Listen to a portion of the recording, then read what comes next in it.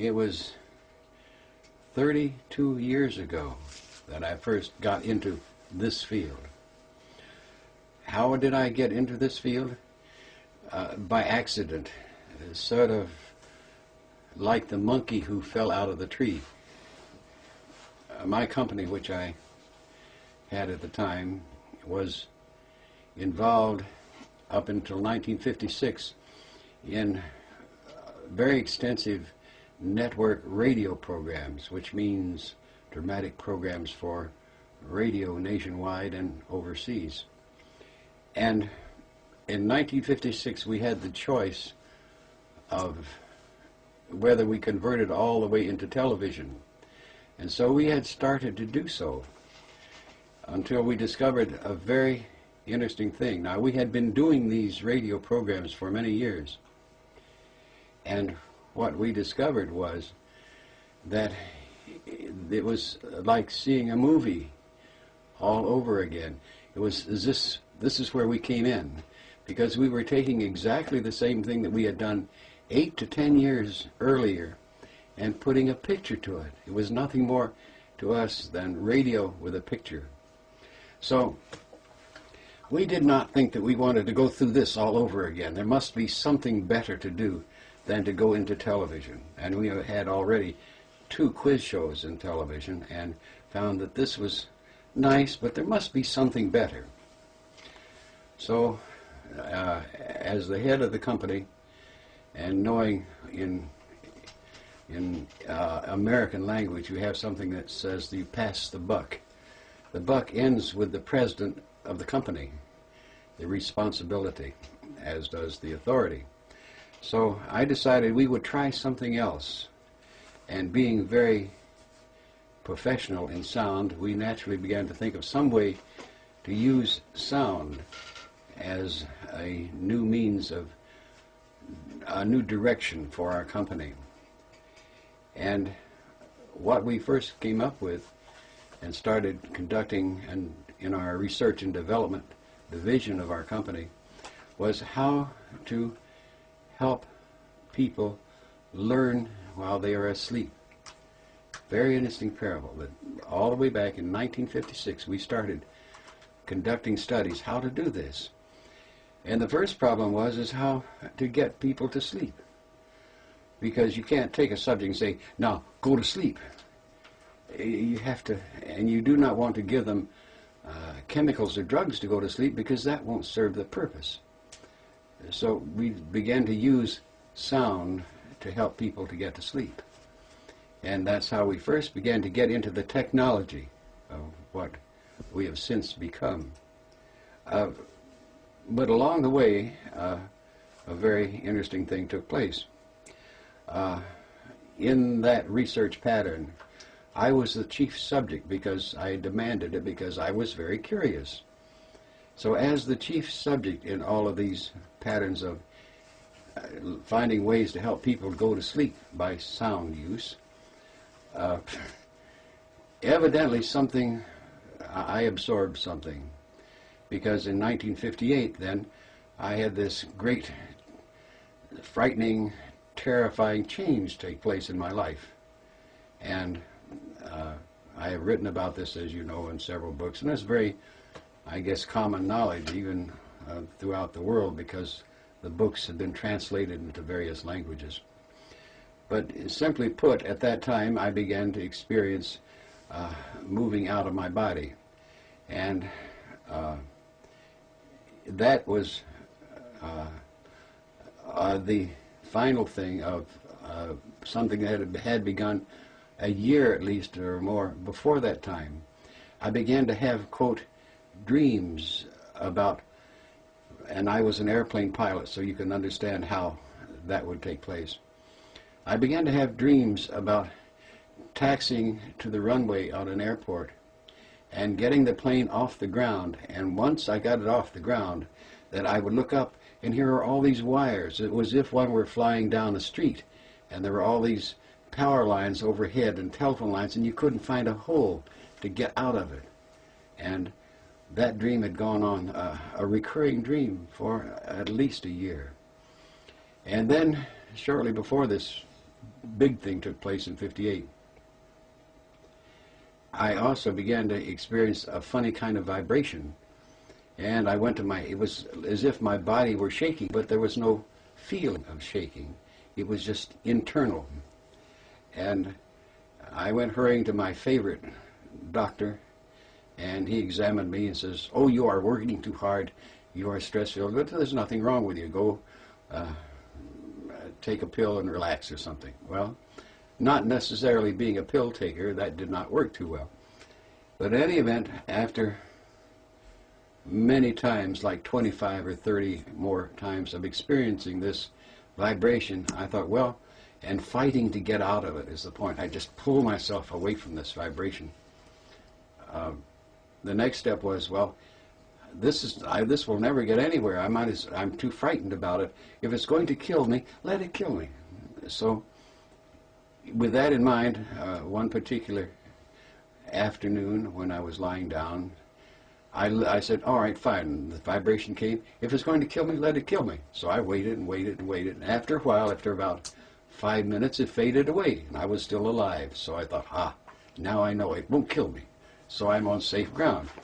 So after that, I began to simply let it happen and wait that 5 minutes so I could do something. And on this one famous night, as we're in 1958, I was lying in bed on a Friday night, waiting for this vibration to end so I could go to sleep.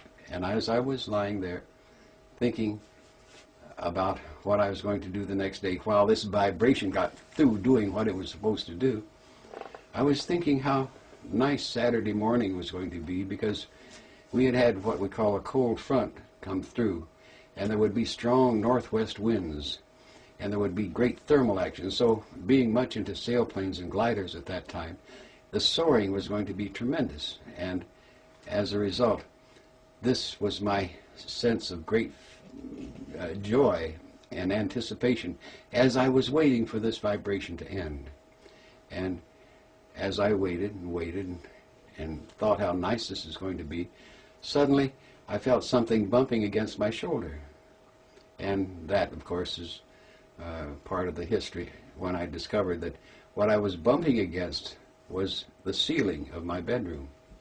And that bumping turned around, and I did not know where I was till I saw this funny sort of a fountain coming out of what I thought was the floor. And I thought, where am I? This is a funny kind of dream.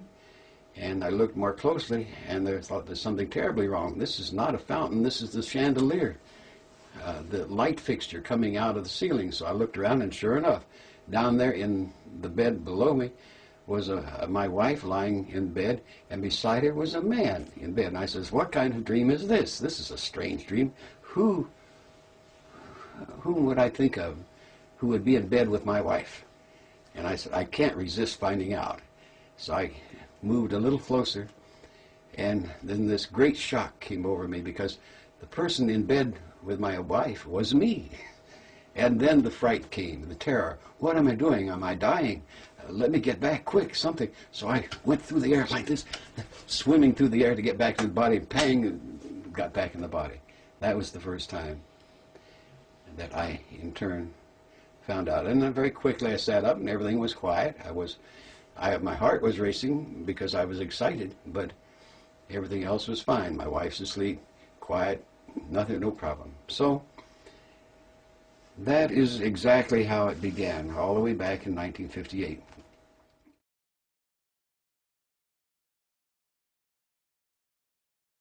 It took many visits to a doctor to find out that I did not have a brain tumor.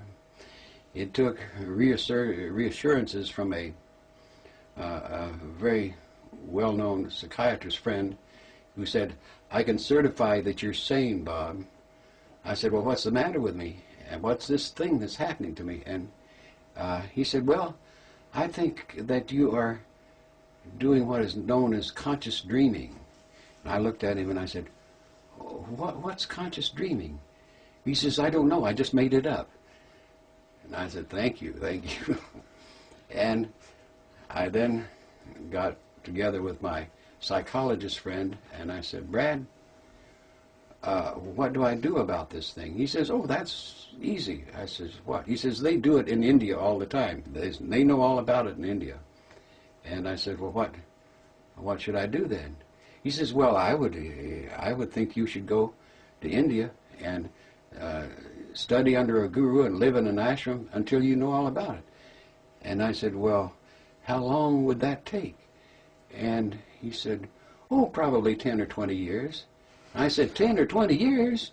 What about my business? What about my mortgaged house? What about my wife and my 2 children? He says, oh, this is important. And I looked at him very in the face, and I said, Brad, if this were you, what would you do? And he looked at me with this. He says, Robert, he says, it's not happening to me, it's happening to you. And he waved goodbye. So that was the response of that beginning. And being of a stubborn variety, and knowing that I did not have a brain tumor, knowing that physically I was all right, and the 2 people that I trusted most in the mental health field knew me so well that they said, oh, you have no mental problem. What does one do? So the natural response that I had, in my way of thinking, being a Western mind, I couldn't see going to India and spending 10 years living in an ashram. That would not be very comfortable for me. And also, that's not the way I think. I'm a Western mind. So being very stubborn, what I did is to turn around and establish a research and development division in my company, taking the one that we had and moved it over in this other direction to find out what's happening to me, or find out something, so that I in turn could have some answers for me. So it was a very selfish motivation, and in the beginning it was nothing noble or wanting to help the world or humankind, not that at all. I needed the help. I had a company that could spend R&D funds to do this, and that's how it began. And a footnote, bear in mind that it took a full year after this first took place for me to finally come to the conclusion that this was real, that it was not a dream, that it was not an hallucination, that it actually took place. Because my left brain, my intellect, my analytical part of me had to be knowing this, not believing it. And it took not a great adventure or a great something that took place. It was an accumulation of one verification after another, again and again and again. And after a while I said, myself, my brain, my left brain, my total self had to say, yes, this is real. There's too much evidence. Never mind the world, but for me. Mm-hmm. And that's how it began. Bob, after you began this this investigation into your own experiences, out of your own need to understand what was happening, out of that came HemiSync. Could you tell us how the information about the influence of these sound patterns with the kind of experience that you were researching, how did that connection get made for you? Well, again, first and foremost, I was the prime subject. That we're going all the way back to when I was in New York and had offices in New York and had a house in Westchester County. And I secretly put a laboratory on our property in Westchester because New York somehow felt too noisy. So we had this R&D program and built into a 25-acre place up in Westchester County. It started very simply. We already knew how to put people to sleep. So then it began to say, well, what is this and how are we doing this? And we started with a very sound scientific base of using sine waves that replicated the brain waves in the human mind, the human brain, to in turn induce this sleep. Well, it didn't take much more pattern searching to determine that if we adjusted those into areas that we had not looked at before, we would begin to find something else. And sure enough, we did. And it was all the way back there in 1960 that we first began to use what we have called in recent years frequency following response. And that's where that's different from hemisync. It's different from a binaural beat type. This you can hear in open air. It doesn't require headphones to have maximum ability to listen to it. And we used that very, very broadly for a number of years.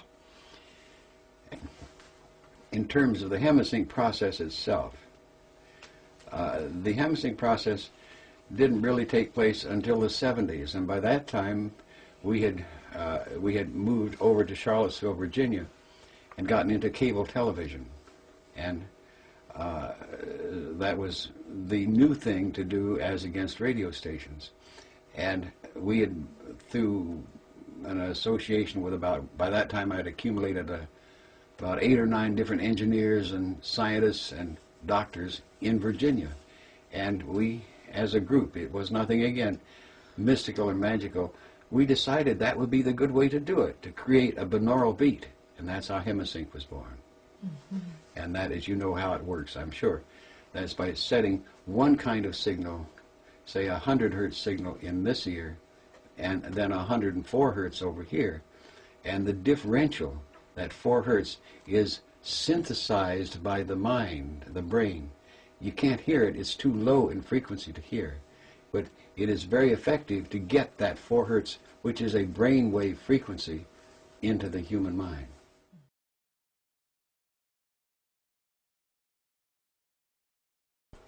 Bob, what is the usefulness of hemisync in exploring different states of consciousness? In exploring different states of consciousness, hemisync, first of all, is tremendously valuable for one reason, and that is that it's not like a drug, it's not like a chemical. It is a sound, and as a sound, it in turn doesn't invade the body, as it were. It's not even like electrical stimulation, where you force the body to do things by electricity. What it also means is that the mind can accept it or reject it. In other words, it's not something that forces itself into you like this. It says here, and it is. So the applications are so broad that we really don't know all of them. We uncover new ones all the time. Let's take the extremes. You can use hemisync to keep you awake, totally focused attention, wide awake and alert. And over here, you can put a person to sleep, into natural sleep.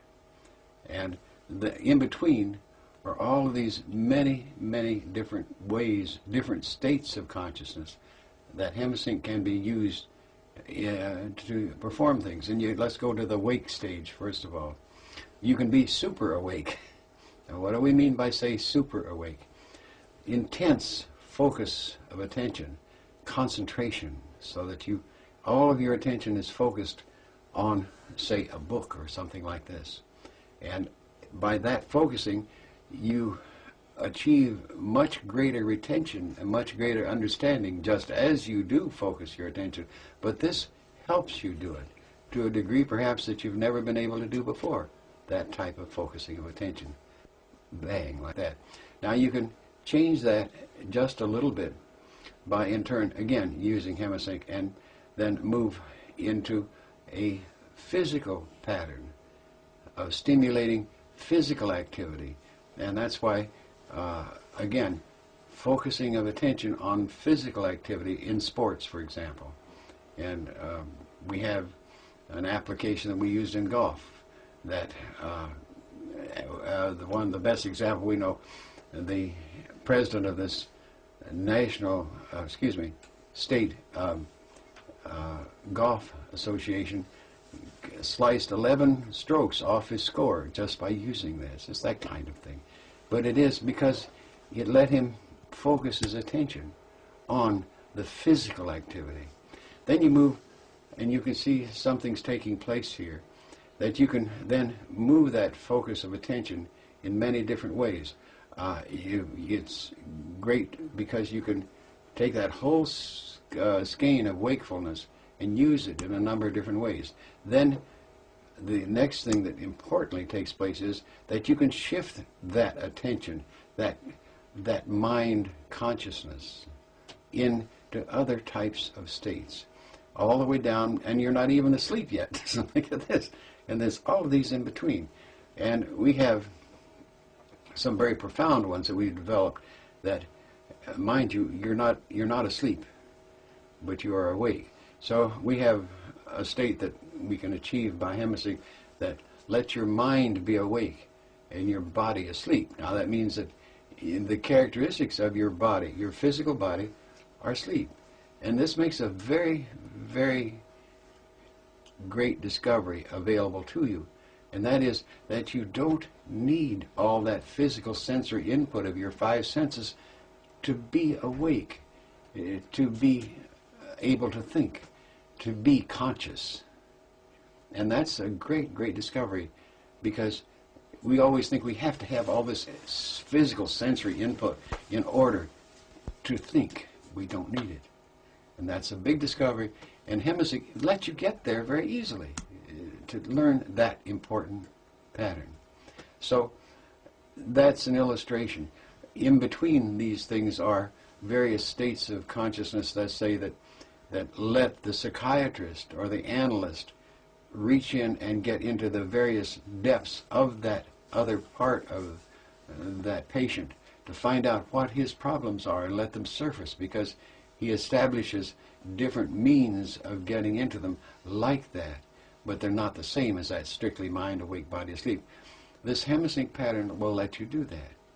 So you can see the scope of I'm speaking. It's anything that the mind can do. Hemisync lets you help you do that by changing the focus of attention, the focus of consciousness. So you see, one of the things that begins to emerge here is through the use of these sound patterns, we can help, not force, the mind to get into these other ways of thinking, if you put it that way, these other ways of perceiving. And as I'm prone to say, that the whole concept that I found in out of body is past this wall we call sleep.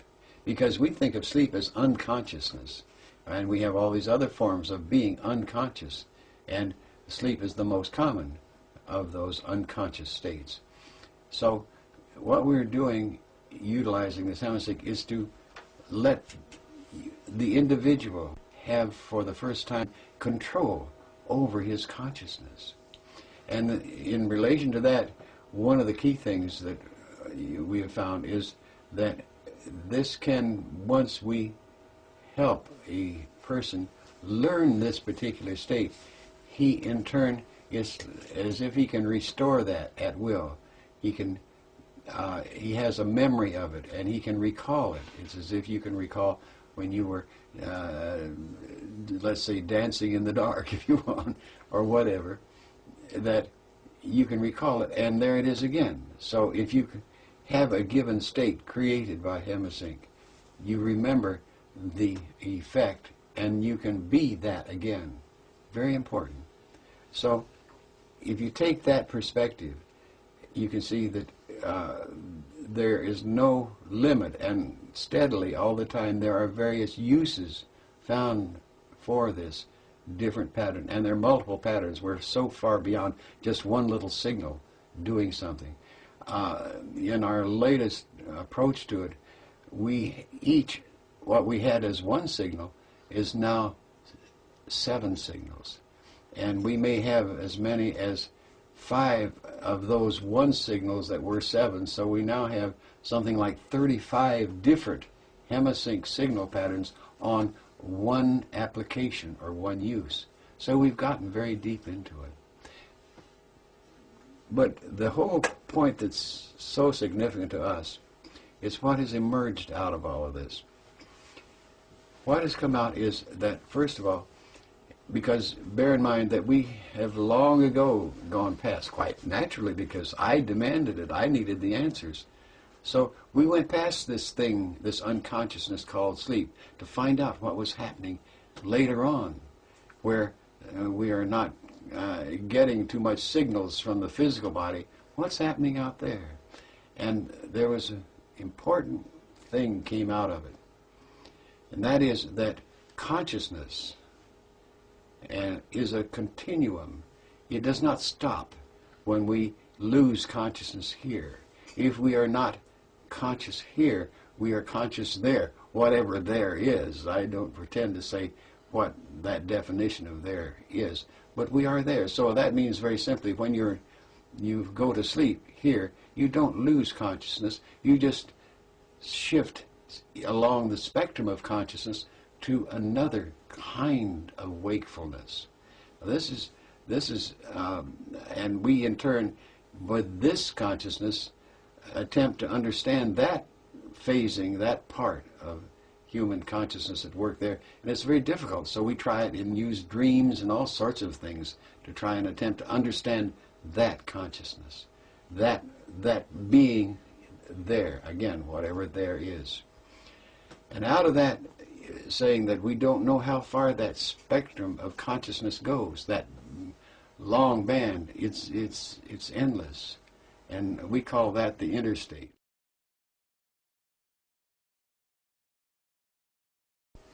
What are we doing? Well, you see, that's the important thing, is we let our left brain get into the act and say, what are we doing? We let our intellect, not just our imagination, but our intellect get in and say, what are we doing? Well, we finally got around to thinking we have a pretty good way of defining, of stating what we're doing. And that is that we as humans, and let's take the simple ratio of here we are now, and we are focused our attention in time-space, and we are very much, say, if you were watching this particular film, you would be focused your attention here. And that is that type of phasing. We are in phase with time-space.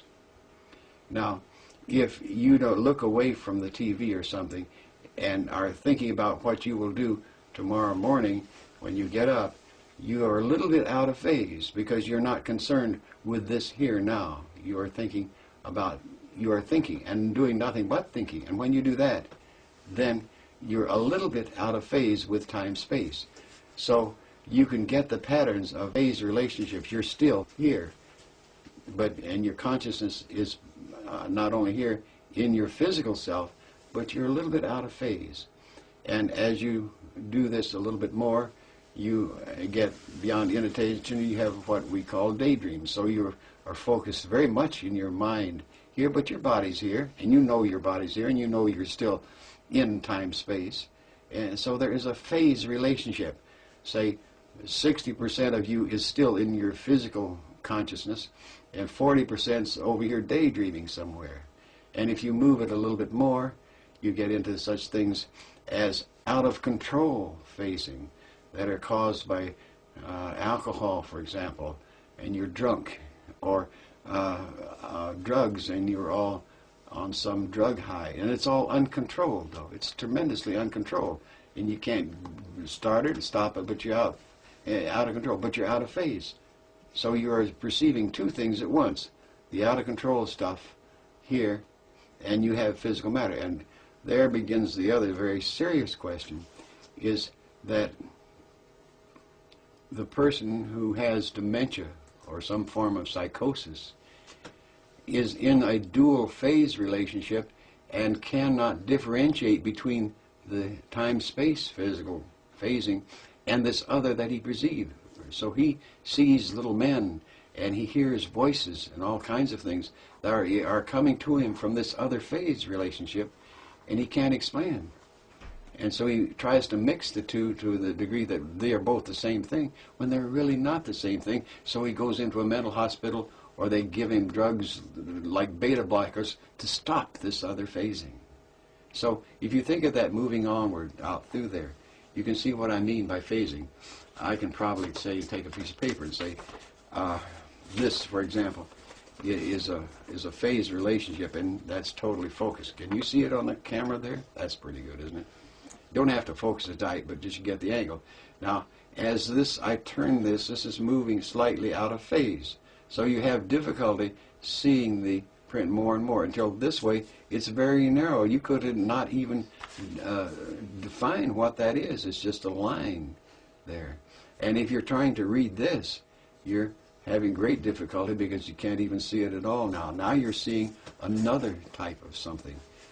You're seeing not this, but something else. So you're completely out of phase with time-space. So it's that type of thing. These are ratios, and everything is ratio in terms of consciousness.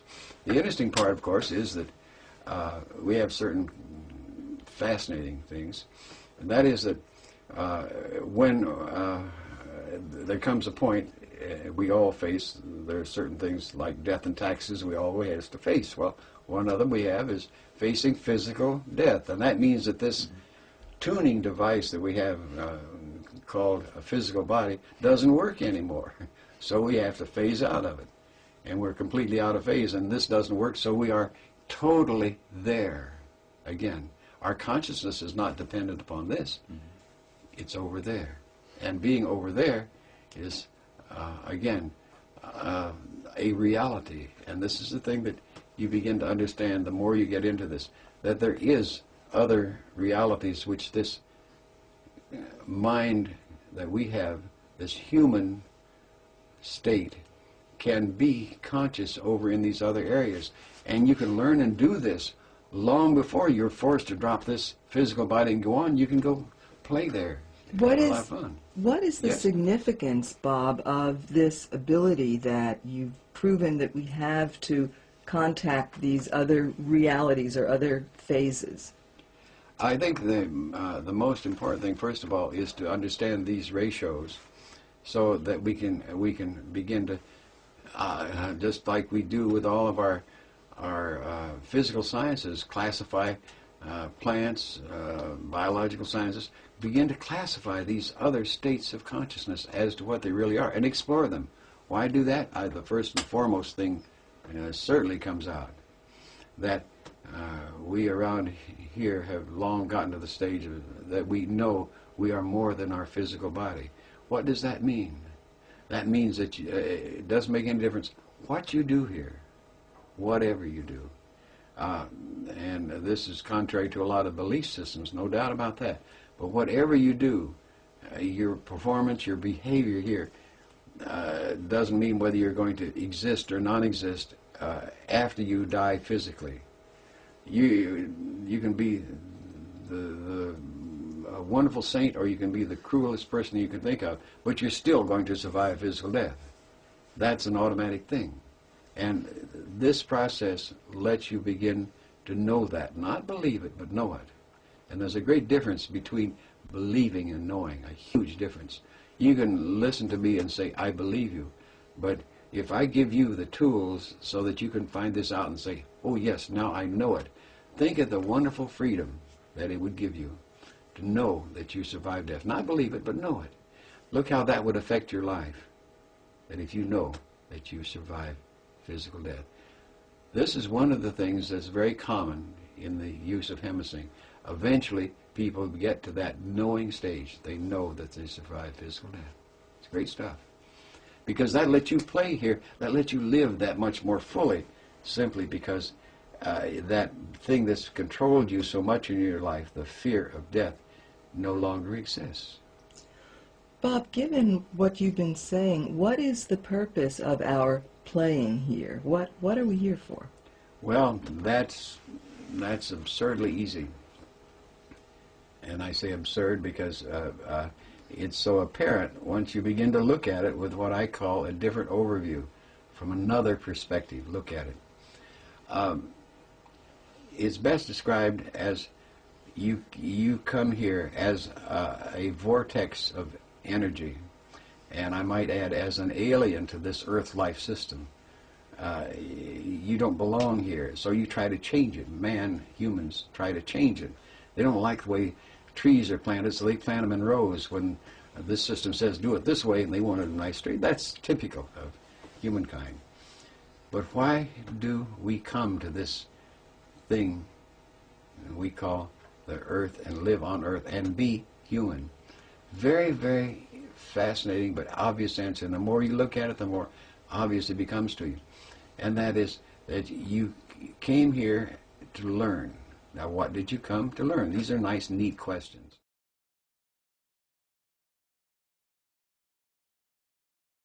What did you come to learn? You came to learn a measurement system. This is a system of opposites, of polarities, and we quickly give them labels like positive and negative, good, bad, and these kinds of things. We learn this measurement system, very important. We learn it, the system of measurement, and a great system of measurement that we learn is pain, pleasure. And we know, how in the world could you know pleasure if you didn't know pain? The most boring thing that you could do is have a very even life with no pain or no pleasure. You couldn't stand it. You've got to have these, and we search for those pain and pleasure things. We go out of our way to do it. So if you think in terms of the whole concept of living here to learn measurements, now that's the first. The second is very interesting, is that you learn to manipulate energy. I move my arms like this, my hands, I move my eyes and so on. I'm manipulating energy to do that. That's a use of 5 or 6 types of energy that let me move my arm. And we learn these very automatically. And I can tell you from deep personal experience that that simple ability that we take so much for granted of learning to manipulate energy is incredibly valuable in other energy systems. You'd be amazed how much value that we think are ordinary things. Keeping your balance, for example. We automatically learn how to stay balanced in this gravitic pattern. But over there, it's wonderful. You can use these kinds of things. So these are the 2 key things, but the most important thing of all. We came and we come here to learn and acquire an intellect. It's strange. An intellect. We acquire, intelligence is not enough of the word, an intellect, an analytical ability. We come here to learn that. We use the metaphor left brain. We learn to acquire a left brain by living here and being here. That's the real valuable tool that we come and pick up. So you think that combination puts together a being that is a super being, and that's true, except a terrible thing happens, as they say, on the way to the store. We think we come and learn this, and we think we will go and take off and go back where we came from. And I can say without any equivocation, no reservation, no conditioning, that everything, what little, and is not much, I assure you, that I might have achieved so far is totally due to the imposition of my intellect upon what was taking place. Instead of just flying around in the out-of-body state, after I knew it wouldn't kill me, I got curious. And the intellect got curious. What's going on here? What is this that's taking place? That was the difference. That brought the whole thing into focus, into patterns, getting my analytical ability at work in it. And what little growth is due to that. Now, the funny thing is, so now we gather all these things. We gather our intellect, our measurement, knowledge, our application of energy, and we're all, as I like to put it, going home with all this bag full of goodies, as it were, to take home and show the local boys how much you've learned and what you can do. The only problem is that when we do this, we forget something that happens as, again, on the way to the store that we don't expect. What's that? Well, if you know about it, then you can have fun. It's where you don't know about it is where it gets dangerous. And that is that we become addicted to being human. And so after we exit this particular life sojourn, we're saying instead of going home and what I call having escape velocity to go home, something's happened in living that life. We've picked up a load factor. There was friction along the way, and that represents it. So instead of moving out and having escape velocity, we start turning along that, and it's our decision, no one else's. That's the important thing. Our decision. We say, well, I think I'll go back just once more. And this next time, I think I'll be a male instead of a female. That ought to be more fun. Just once more, and then I'll go home. So what happens is, instead of moving this way, we loop around and go back being a human again, and go back and have another human experience, another lifetime. And we come out again, and we're already this time. But this time we've had even a greater load factor, don't you see? We've slowed up a little more. We haven't got the speed that we did. We have a greater load, and so we're now in orbit, and we have a decaying orbit, because when we come up around the orbit like this, instead of going on, we say, oh, I got to go back because I've never seen Paris, and I'd like to go to Paris for once in my life, and I'd like to just go there. So whole purpose to go back and live again so that I can go to Paris. And I've heard so much about Paris, I want to go to Paris. So I'll go and live again so I can go to Paris. And as you can see, each time you pick up in each succeeding lifetime a greater load factor, so that as you go through this, your orbit decays more and more as you go through this, living these successive lives until you get locked in tighter and tighter and tighter, till you are locked in being human so tight that you forget where you came from. You've lost all of the desire to even depart and go home.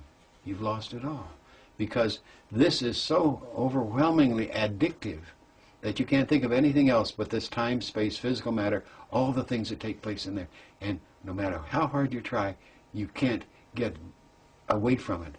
The reason being, there's no law, but when you, quote, die, and instead of going home, you make the decision. There's no law that says you have to stay here.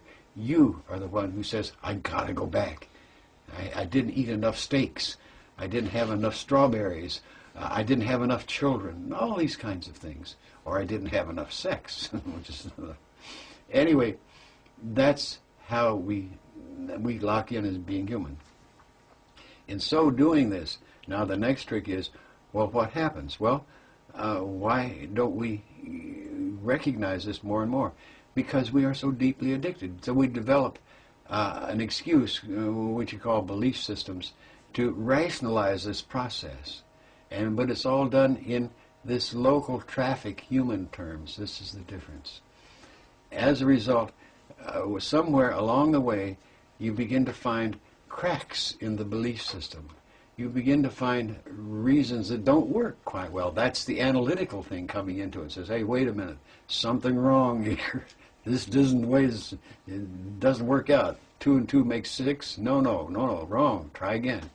You begin to find out that there are some holes in the cracks, and that's when you begin to regrow and begin to, so that successively you begin to start on your way out again, and you begin to have a higher and higher orbit as you learn more, and in these successive lives, till finally you got escape velocity, and then you do go home. And that's what it's all about. Bob, are these very provocative ideas the result of your own analytical human mind, or is this information that has come from some source outside of your human mind? Well, that's an interesting question. I would say probably, I can't give you, I'm prone to make percentiles, and I don't know if I can give you an appropriate percentile. It is a combination. Obviously, through the years, I've developed a lot of non-human friends.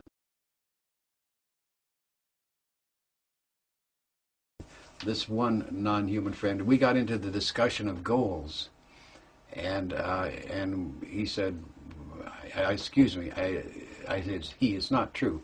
Yeah, I don't know whether it's a he or a she, so I developed a term, he, she. So he, she said, well, perhaps our goals are different. And I, in turn, said, well, I wouldn't think so. And he says, well, he, she says, well, what is your goal? And I, thinking to be very noble and very spiritual, I said, well, my goals are dedicated to serving humankind. That's what I want to do. And he, she said, yes, that's a very noble goal, but there are other goals. And with that, I tried to find out. He says, well, there are other goals. That was a nice bait, a lure. And that got me curious and say, well, what other goals would there be? I thought that was a very noble goal. And this great enlightenment came to me months later, years, who can tell, that there was another goal, and that goal is the one I was just perceiving, to go home. And I thought, what a wonderful idea it would be to go home. And to be the local boy who made good and goes back to his hometown with all the medals on his chest and his pockets full of gold and all these bags of tricks, and go down the main street of the town, and everybody will say, oh, here he is, our hero's back. All this, typical go home type of thing. And so I had been home twice and had to be dragged back, kicking and screaming, as it were, from going home, because that was not what I was supposed to do. So I knew what home was and symbolized to me, and so I knew the goal was to go home. I knew what home was like, where I came from. And so my great, great joy was to prepare, to build, to go home. Oh, this is great, wonderful.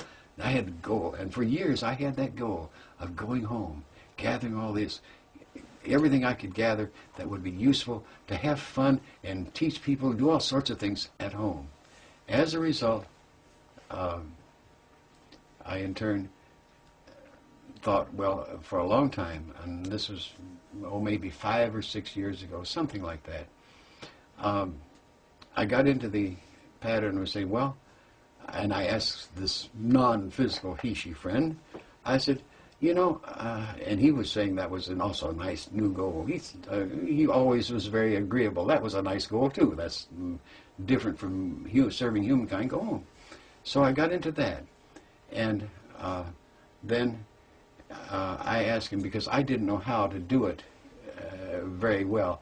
So he taught me, he says, I'll show you how you can go home for a visit. I just wanted to get a little visit, to stimulate me more, saying, oh, what a wonderful thing it'd be to go home. And so I wanted to get a taste of home again. And I knew what it was like. So he showed me how to do this, and I learned what I call the quick switch method, from here to there. And it sounds weird, but it's as if one were to stretch a rubber band like that over to here, and then you let go of here, and you're there. Click, like that. And I call it the quick switch method of getting somewhere. And as a result, in using this, I suddenly was home.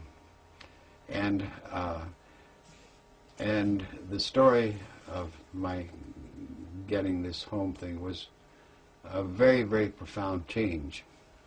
Because I went and got home, and here were these that I remembered so beautifully, they were huge, roiling clouds. And clouds had many, many different hues, bright colors in them, and shifting like rainbow colors all through them. And you could lie in the clouds and just observe the spectacle of change. And it was not all round rolling. There were cubes and everything else, all sorts of different types of symbol forms flowing round and through this. And you'd lie there, and it's so beautiful. And then, as you were there, and I'm using time-space terms to express it because it's the only way you can do it. And as you would lie there, you would hear this tremendous music. And I interpreted it as music, but it was something else. But it was, of course, a form of vibration. But it expressed itself to me in music, beautiful, beautiful music, like a massive symphony orchestra, beautifully conducted. And over here was a magnificent choir of 1,000 human voices, and you're listening to all of this. And in this return quick visit, I lay back in the clouds, and looked at these beautiful patterns and heard this exquisite music. And I perhaps might have stayed there forever, except what I had grown, and that was my left brain. Because I was lying there and I looked at something and my attention got caught. And what was it? And I looked again, perceived again, and it was right. Here was a pattern of clouds that went like this, for example, and then went on. And if you waited long enough, that same pattern of clouds came along and it went like this and went on. It was a loop. It was a continuous loop. It was nothing new in the loop. The same thing came back again and again and again. And I then listened to the music. And sure enough, here's a beautiful melody line going dee-doo-doo-doo-doo. And if you waited long enough, the same instrument and the same melody line will be repeated. Dee-doo-doo-doo-doo. And with that, I sat up and had a great sigh of, and because I realized that then I knew why I had left home. Because I was bored. There was nothing new to learn there. I was curious. And I was bored with watching the clouds do the same thing forever and listening to the music do the same thing forever, and I didn't want to stay there any longer. And that's why I left home.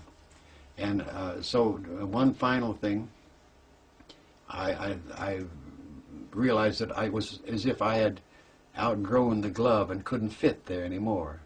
And to be sure of this, because it was an overwhelming sadness after having devoted years of anticipation to going home, I went back and down in, and here's what I call curls, which are children playing games. And I had all these new games that I had learned being human and tried to teach them. And they says, we don't want your games. We got our own games. We don't want, I said, here's some new ones. We don't want new games. And then sadly, I left. And I realized then that I truly had outgrown home, and I couldn't go home it wasn't possible for me to go home. So that goal was closed off. And so I suffered quite a bit of depression from the fact that that goal was closed off to me. And to go back and serve humankind was nothing. I couldn't go back to do that. So that left a big vacuum. And I could go on and tell you much about that vacuum, but I did find another answer, obviously, after quite a long pattern.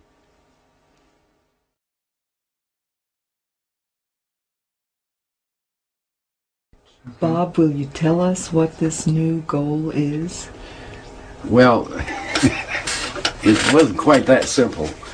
The new goal that reawakened me out of this was, as happens, I met another friend. And this other friend, I gave another type of name to simply because of the fact that I could not, how to put it, I couldn't understand him in any him. It's a he, she again.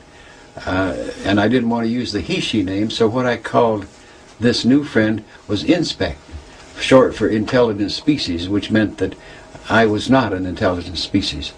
And a very, very deep and warm relationship developed with this non-physical being, and I never saw him in a physical form. He didn't have a form. He was just an energy. And we had, and that went on for a number of years until suddenly, I must say there's another part to that. And I asked where his home was. And he said, would you like to go on the way to my home? And I will show you. And I said, oh my, yes, please, please. And so he did. And that became my new goal, was to become an Inspect. One of this, because the exquisite, all the things that we express as being idyllic, love, joy, relationships, all these type of melding, of unification was expressed when I went and just on the edges of this Inspect's home. It was a beautiful, beautiful goal to be that. And that became my goal, was to grow and be and inspect. And my plans all shifted to go to that state of being. And this inspect gave me so many different beautiful things, such as escorting me into the future to see my last time around as being human, this kind of thing. Until one day, one night, one afternoon, I've forgotten exactly when, the inspect in our particular meeting place, which was outside of time and space, said to me, "This is our last meeting." And I uttered this great shock. "Why?" And the inspect said to me, "Because you are taking another path, and you need to learn along that other path." And I said, "Well, will we see each other again?" And he says, "Not in this form." And I said, "What have I done? Have I done it?" He says, "No, you have done nothing wrong. It's that you have gone in another direction, and you have to learn that other direction and get back to basics before you can go any further." And in that, the inspector winked out like that and was gone. And I went back maybe 25 or 30 times to that meeting place, and the inspector was never there. He had really disappeared. So that occasioned another depression, but it did trigger my left brain intellect, don't you see? That was the point. It triggered my left brain intellect to say, basics, what's meant by basics? And I started tracking down the basics of what I had missed. Apparently I'd missed something very, very important. And so it's needless to go through all the searching, trying to find what I had missed, the basic. And I went through the humans, and that was a learning procedure. It took a long time to do. Until finally I came upon this one thing, and that made the change. And that one thing was that many years ago, about perhaps, if we go into time, say in somewhere in the 60s, because of this consciousness, this I, this mind, didn't know what to do with this out-of-body activity, had no idea what to do with it. So what I did is I used a phrase, a term, an idea that we have as humans, that we have a total self. I don't like the word soul because it doesn't seem to fit. So I thought, I don't know what to do with this. To keep conducting experiments and going from Virginia to California was ridiculous. And how many times can you go to Mars and to the outer planets? There's just more of the same. And so what I did, I finally said, wait a minute. The basic that I had missed was what I'd been riding this vehicle. In other words, I had been using this navigator and this driver, this vehicle, all these years, and I had not taken the trouble to find out who's doing the driving, or as we in America put, what's under the hood of the thing I'm driving. And so I did. I began saying, that is a basic. And in looking at that basic, I opened a whole new pattern of finding out what that answer was. And that's a long thing, but that in turn did move me in a totally different direction and brought me to the knowledge that anything that I could conceive of now as a goal was inadequate to what the options or the availabilities are after I have graduated as being human. And that is the limitation that I see that humans place upon we, and I was a part of it, probably still am as a matter of fact. We place upon ourselves by our belief systems. We think there's only certain things that we can do, quote, after we leave here and are non-physical. We forget these other very simple patterns, that these are all based on local ideas, local ways of thinking and doing. Or even what we call intelligence is only a very human system of measurement. And here are all these things, and they suddenly, by this process, opened up to me to discover what the graduate human, the being who graduates from this human system of learning, can be. And that's what I mean by when I say go on the interstate.